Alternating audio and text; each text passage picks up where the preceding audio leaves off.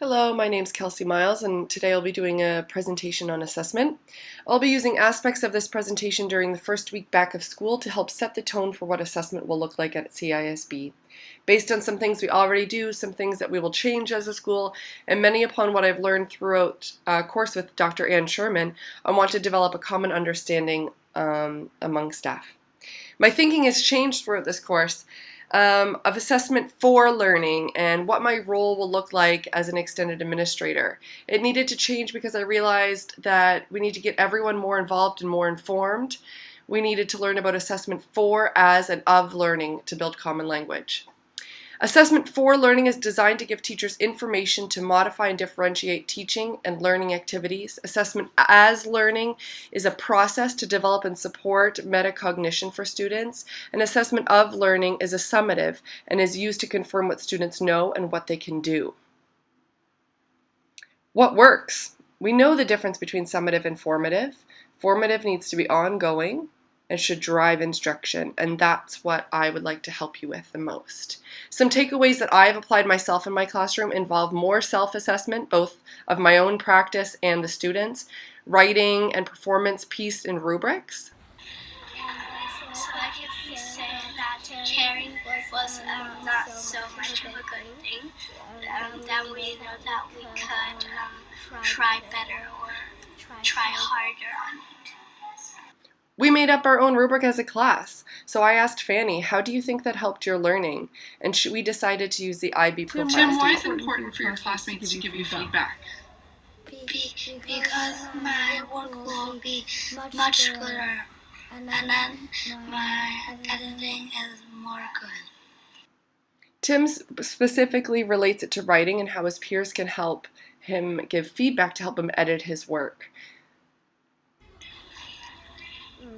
I think feedback is good because next time, if this time I look at the feedback someone wrote for me, next time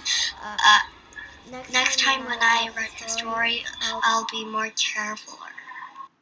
April is talking about writing feedback. That's how that you need to work on it, and they will tell you about it. Kintoro speaks to why feedback is important in general. He is a student who likes to know what to work on and get better at, and getting feedback helps him to clarify his learning goals.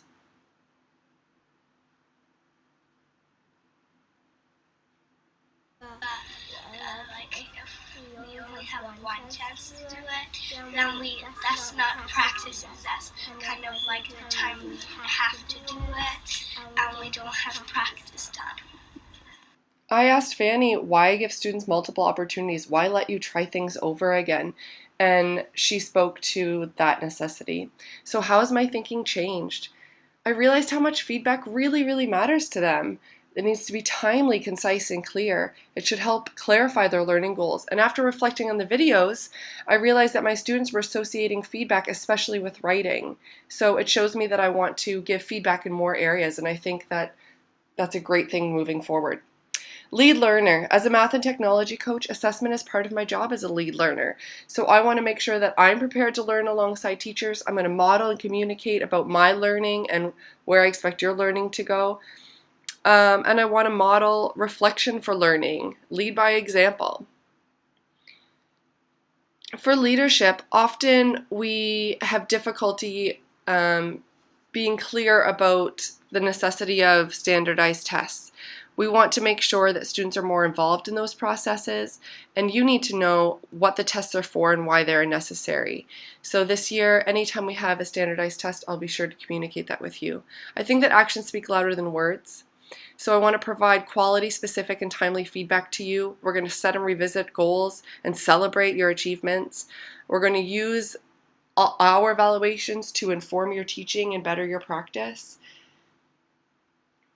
I think that I know your time is valuable, and teachers need time to use assessment for learning, time to try new things, polish practices, share ideas and experiences, revisit, reflect, time to contextualize, try it out, explore it, come back to it later, and collaboration time is key.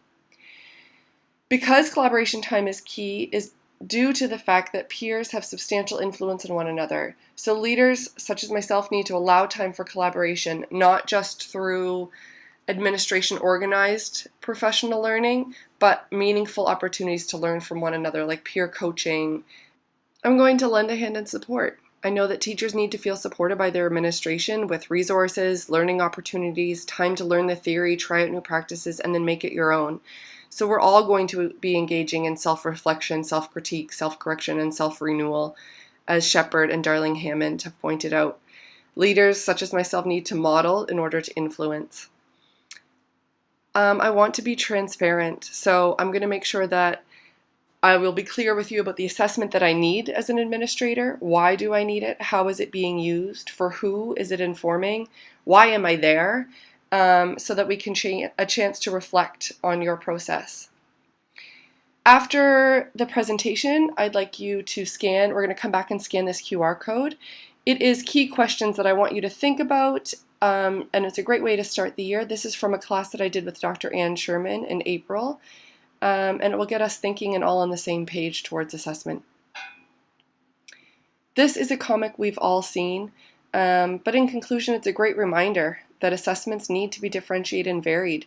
This involves feedback, student learning, informs our teaching, is ongoing. Create rubrics together and help ensure understanding of learning goals. Communication about learning is imperative. These are my references. I want to give a special thanks to Dr. Ann Sherman, not only for class notes and PowerPoint slides, but the information of the course. And the course in general, it really got me thinking about my role as a lead learner and where I can take assessment in CISB. Thank you.